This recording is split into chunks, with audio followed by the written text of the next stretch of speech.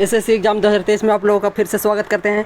देखिए अगला चलिए आईसीआर टेक्नीशियन का आज फिर से नेक्स्ट पार्ट आ गया है, तो आप लोग नेक्स्ट पार्ट को देखिए। क्या इसमें इन्फॉर्मेटिव क्वेश्चन है, आपको जो भी इंपॉर्टेंट क्वेश्चन लगता है, जो लगता है आपको पहली बार हम पढ़ रहे हैं, तो उसको नोट करिए और याद रखिए। चलिए चलते हैं, स्टार्ट करते हैं।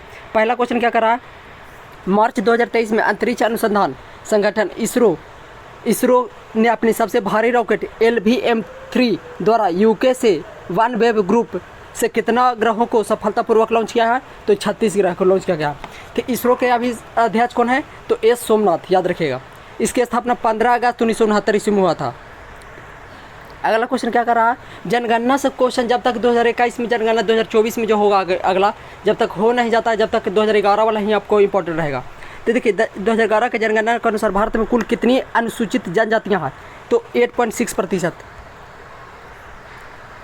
कितना है? 8.6%। वही पूछेगा कि ST है, ST अनुसूचित जनजाति, और ये पूछेगा अनुसूचित जाति का कितना संख्या है? तो 16.6%।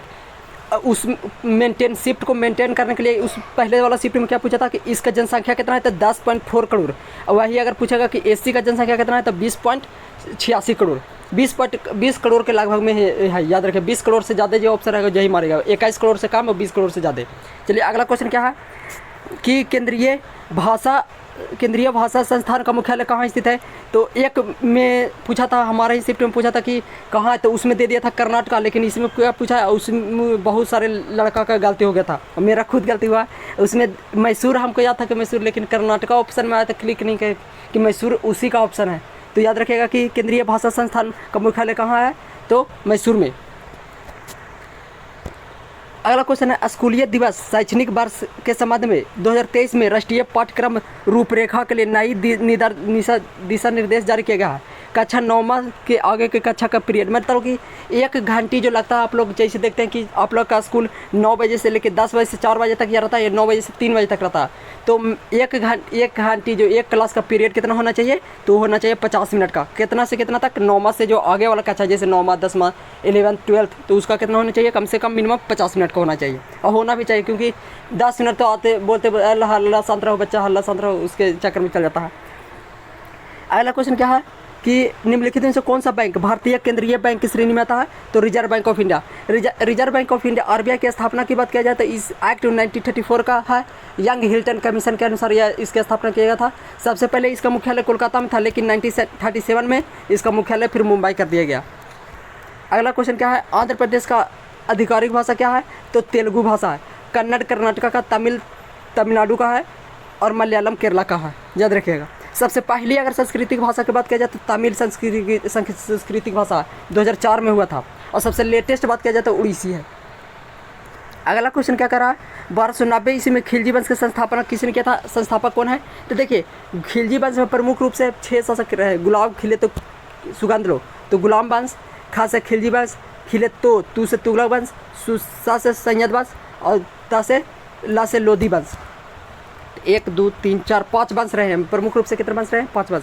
तो 1290 में खिलजी वंश के संस्थापक किसने किया था? तो जलालुद्दीन खिलजी ने। और जब सबसे प्रमुख शासक पूछेगा तो अलाउद्दीन खिलजी। इनका शासनकाल 1296 से लेकर 1316 तक रहा था। अगला क्वेश्चन क्या करा, भारत की जनगणना के अनुसार निम्नलिखित में से कौन सा राज्य की आधिकारिक भाषा, कौन सी राज्य के केंद्र शासित प्रदेश की सबसे अधिक लिंगानुपात है? तो पांडुचेरी की 1037। और सबसे अधिक स्टेट में बात किया जाए तो केरला का 1084। अगला क्वेश्चन क्या कर रहा है कि हम अपने भोजन को कुल कितने प्रकार के कार्बोहाइड्रेट का सेवन करते हैं? तो 3 प्रकार के कार्बोहाइड्रेट। हमारे भोजन में कुल कितने प्रकार के कार्बोहाइड्रेट का सेवन करते हैं? तो 3 प्रकार के। ये लेटेस्ट क्वेश्चन अपने अकॉर्डिंग जैसे पढ़े हम लोग कि ग्लूकोज का सेवन करते हैं, लेकिन ये नया टाइप का कि आपने अपने भोजन में कुल कितने प्रकार के कार्बोहाइड्रेट के सेवन करते हैं? तो 3 प्रकार के, याद रखिएगा। ये क्वेश्चन नया हो सकता है। अगला क्वेश्चन है कि राष्ट्रीय खेल पुरस्कार 2022 में क्रिकेट के टीम रोहित शर्मा के कप्तान के निर्देश में दिनेश लाड को कौन सा पुरस्कार दिया गया? देखिए दिनेश लाड रोहित शर्मा के गुरु हुए, तो गुरु है, उनको कौन सा अवार्ड मिला है? Dronacharya award, life time award मिला है। ध्यानचंद पुरस्कार किसमें खेल जगत के श्रेणी में दिया जाता है? ये अवार्ड मेजर ध्यानचंद खेल रत्न अवार्ड का नाम रख के अब क्या कर दिया गया है? राजीव गांधी खेल रत्न पुरस्कार को चेंज करके मेजर ध्यानचंद अवार्ड कर दिया गया है, आप याद रखिएगा। अगला क्वेश्चन क्या कर रहा है कि निम्नलिखित में से कौन सी कौन सा सीमा भारत के साथ सबसे अधिक, तो सबसे अधिक लंबाई भारत के साथ बांग्लादेश का सीमा लगता है 4096 किलोमीटर। MBBS अगर सबसे पहले बचपन में MBA, तो बचपन में कौन सा, बांग्लादेश, फिर चाइना, फिर पाकिस्तान, फिर नेपाल, फिर म्यांमार, फिर भूटान, फिर अफगानिस्तान शेयर करता है। इंटर रेलवे एथलीट चैंपियनशिप 2022 में अमलाल बोरगोहान ने 100 मीटर की रेस कितने सेकंड में, कितना सेकंड में पर किया, तो 10.25 सेकंड में क्रॉस कर लिया 100 मीटर की दौड़ को। उसाइन बोल्ट का सबसे कम समय है 9.08 सेकंड, 9.08 सेकंड 100 मीटर का।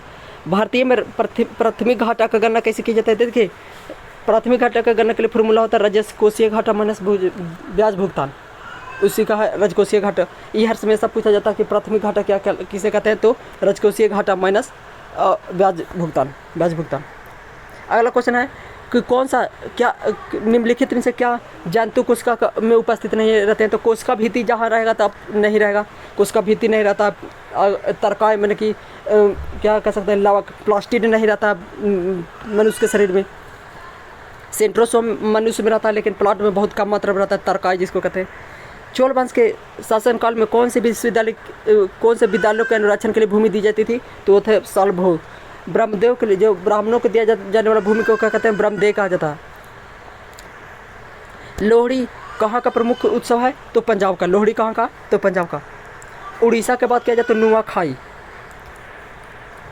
अगला क्वेश्चन है कि भगवान बुद्ध का जन्म नेपाल के किस क्षेत्र में होता है, तो दक्षिण के तराई क्षेत्र में हुआ था, दक्षिण के तराई क्षेत्र में लुबनी में हुआ था। कहाँ हुआ था, लुबनी में, याद रखिएगा। देखिए जनगणना 2011 के जनगणना के अनुसार से 3 क्वेश्चन पूछ चुका है। अब कितना है, तो हिंदू की संख्या कितना है, 79.8%, मुस्लिम की बात किया जाए तो 14.98%, सबसे कम है का पारसी 0.98%, 0.98%। 2030 की जनगणना के अनुसार भारत में अक्षय ऊर्जा संसाधनों को बिजली बिल उत्पादन के लिए कितनी क्षमता हासिल करने का लक्ष्य रखा गया है, तो 500 गीगावाट, और पवन ऊर्जा से 700 गीगावाट। सबसे अधिक भारत में किससे बिजली उत्पन्न होता था, कोयला क्षेत्र से। बृहद विविधताओं के आधार पर भारत के कितने भौगोलिक क्षेत्रों में बांटा गया है, तो 6 क्षेत्रों में बांटा गया है, जैसे नीलगिरी हो गया, पूर्वी क्षेत्र हो गया, पश्चिमी क्षेत्र हो गया, फिर हिमालय का क्षेत्र हो गया। ये सब क्षेत्र है जो भारत के विविध भौगोलिक क्षेत्र हैं। काठियावाड़ी भाषा कहाँ बोली जाती है, व्यापक रूप से बोली जाती है, तो गुजरात में। काठियावाड़ी भाषा कहाँ बोली जाती है, तो गुजरात वाला क्षेत्र में बोला जाता है काठियावाड़ी भाषा। करा कि बताइए कि निम्नलिखित रासायनिक अभिक्रिया में अभिकारकों में उपस्थित परमाणु की कुल संख्या, देखिए उपस्थित जैसे देखिए क्या अभिकारक, देखिए 4 5 5 2 7 7 1 8। अभिकारक कौन होता है, जिसके से रिएक्शन, ये प्रोडक्ट हो गया, ये रिएक्टेंट हो गया, मतलब कि जो अभिकारक ये है और उत्पाद ये है।